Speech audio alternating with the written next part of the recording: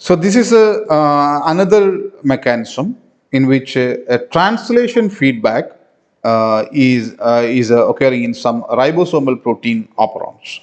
As you know, the ribosomal proteins were actually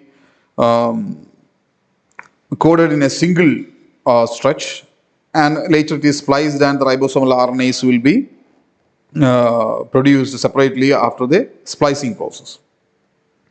So the R proteins or the ribosomal proteins that act as the translational repressors are shaded in pink. So these are the proteins or the ribosomal proteins that will have repressor roles. So as you know, the ribosome is actually coded, it is produced by ribosomal RNAs and ribosomal proteins. So both will be there in case of ribosomes. So rRNAs and a large number of proteins are involved in the formation of the ribosome complex. So the ribosomal protein number EL10, for example, in case of this is a beta operon in which the EL10 protein of the ribosomal protein is having a regulatory role or a repressor role. If it is produced in surplus, or then it will have a feedback inhibition, blocking the entire translation process in case of this beta operon. And here is another one, STR operon, where we have S7 ribosomal protein is having a feedback inhibition role, blocking the translation. Alpha operon, another one, S4 ribosomal protein is having another feedback or another repressor effect on the operon. This is a S10 operon, L4 protein, and this S and L, that denotes, L means large subunit 10th protein, small subunit 7th protein, small subunit 4th protein, large subunit 4th protein, small subunit 8th protein. So in every ribosome there is a lot of proteins are involved in the complex formation, and that proteins will have its inhibitory effect on its own production. So overall, the ribosomal protein, the formation of the ribosomal proteins were regulated at the translation level by their own proteins. So these are some of the examples. So this is about the stringent response in E. coli. I think one of the seminar topics were already completed in the stringent response in E. coli. And here we have the response of the amino acid starvation is triggered by the binding of an uncharged tRNA in the ribosomal A site. So an uncharged tRNA is bound at the S site, and a protein called stringent factor binds to the ribosome and catalyzes the synthesis of a PPP-GPP. So PPP-GPP a protein called a stringent factor. This is the stringent factor, the yellow one here, and it binds to the ribosome and catalyzes the synthesis of PPP-GPP. So GTP plus ATP that is utilized for the production of PPP-GPP and AMP.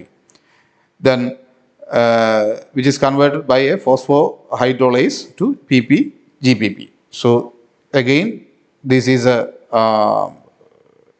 GPP is converted to PP-GPP. The final PP-GPP reduces the transcription of some genes and increases that of others, in part by binding to the beta subunit of the RNA polymerase and altering the enzyme's promoter specificity. So the synthesis of rRNA is reduced when PP-GPP levels increase. So with the higher concentration of this one, it binds to the RNA polymerase, and the overall activity or the RNA polymerase activity is reduced. The RNA synthesis of the rRNA is reduced when there are high levels of PP-GPP. So this is about the stringent response, and I think it's already discussed in detail in one of the seminar sessions.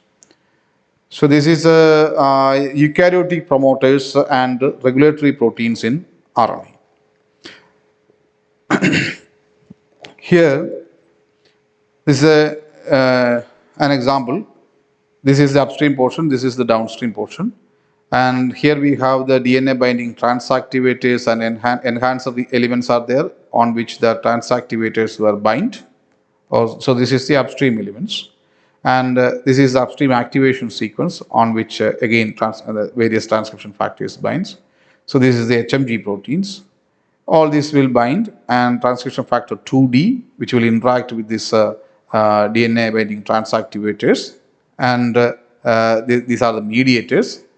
So this complex of co-activators and mediators and transcription factor 2D, which will all interact with the concerned DNA binding transactivators and other related proteins, making an effective change or a structural change in the DNA, so that that structural change will enable the RNA polymerase II complex to bind specifically to the initiation point and start the transcription. So this is about various factors that is involved in the eukaryotic transcription process. And here, if we have a repressor molecule which will interact with all these things, then there will not be any transcription. So that repressor molecule which interacts with the activator elements and transcription factor 2D or mediator, and effectively blocking the interaction between the transcription factor 2D mediator and the RNA polymerase. So these repressor molecules will interact with the activation elements or the DNA binding transactivators and related proteins, effectively blocking the transcription in case of eukaryotes. So this is the normal activation system, and repressor will interfere with that activation process and blocks the transcription of eukaryotic proteins. So there are 6 ways in eukaryotic gene repressor proteins can operate. There are 6 different mechanisms through which the eukaryotic repressor protein can interact or operate. So first one is a competitive DNA binding. Competitive DNA binding means this is a binding site for the activator, and this is the binding site for a repressor. So in competitive binding, once the repressor is bound to the DNA, then the activator cannot bind because there is an overlapping region for the or sequence for the activator binding and repressor binding. If one is bound, the other cannot bound, can bind to the DNA. So a competitive binding is a case in which either repressor or activator, any of them can bind because of the overlap in the binding site sequences of the activator and repressor. So this is about the competitive binding. The next one is the masking of the activation surface. So this is the activation surface of the activator. This should be free to interact with the other elements. Then only the activation can occur. But if a repressor molecule blocks the activation site of the activator, then also the transcription cannot occur. So this is in this case you can see that the binding sites were actually distant or separate. It is not overlapping. Still, the activation cannot occur because the activation site is blocked by the repressor. Then another type is there is a direct interaction with the general transcription factors. So this is a transcription factor 2D.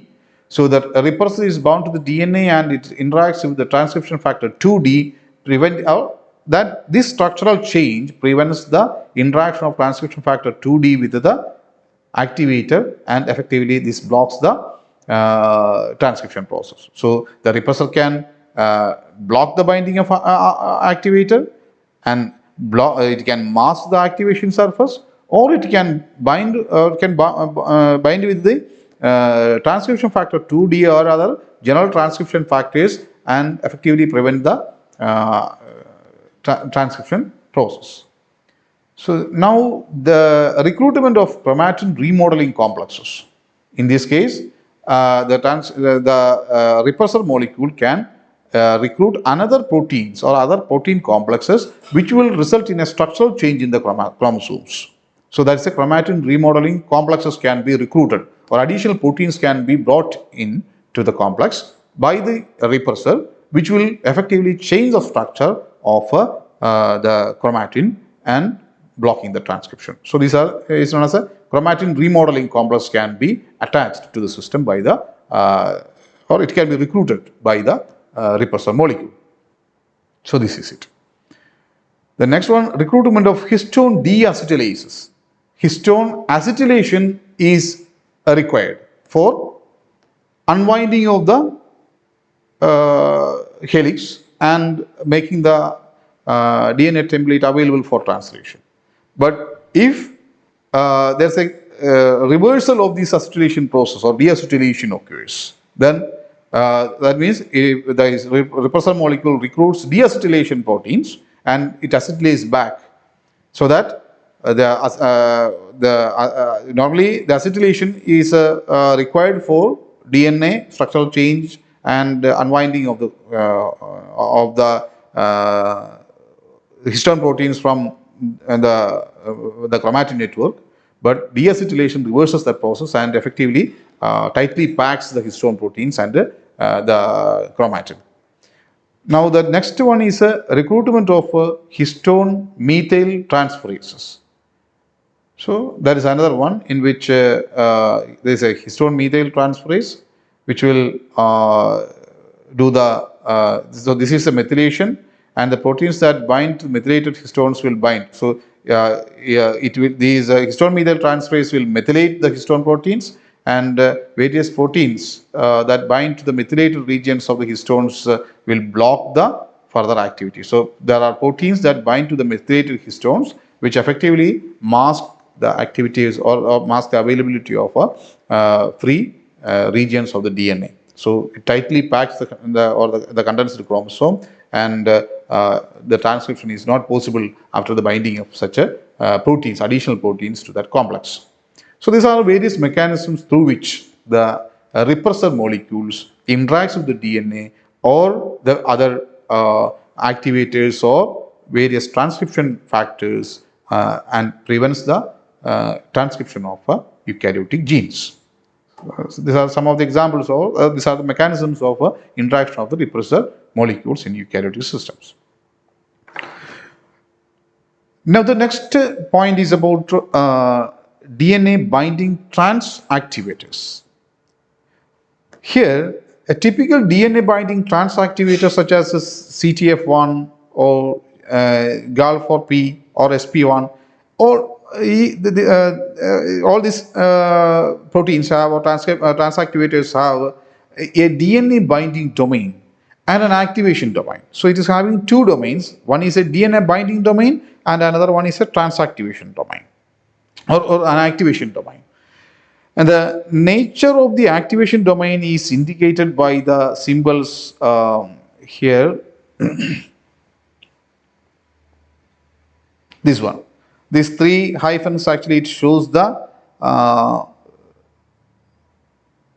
activation domain, and this is a acidic. Then QQQ, that is a glutamine rich PPP. So this is a QQQ, glutamine rich. Then PPP, proline rich region, glutamine rich regions, acidic regions. So these are different domains, that is activation domains, which is or activation domains of the transactivators which is bound to the DNA. Some or all of these proteins may activate transcription by interacting with the intermediary complexes such as a TF2D or a mediator. So for effective functioning or transcription activation, the TF2D or such a complexes or mediator complexes need to be interacting with the concerned proteins or transactivators. So the transactivators, that is proline rich or glutamine rich or acidic transactivation factors, need to be interacting with the transcription factor 2D or other mediators to start the effective transcription of the eukaryotic gene. So this is required. But most of the times, all these things needs to be in union or in combination, that needs to be interacting with the transcription factor 2D. But there is some cases in which a chimeric protein containing the DNA binding domain and SP1 and an activation domain of CTF1 activates the transcription if a GC box is absent.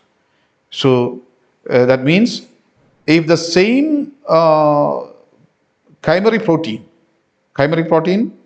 it is having two domains, that is a SP1 domain is there and another one CTF1 domain. These two domains are there in the same chimeric protein. So that results in interacting directly with the transcription factor 2D, and the other regions may not be necessary for a transcription activation. So other regions may not be activation. So for example, and only if the requirement is a GC box.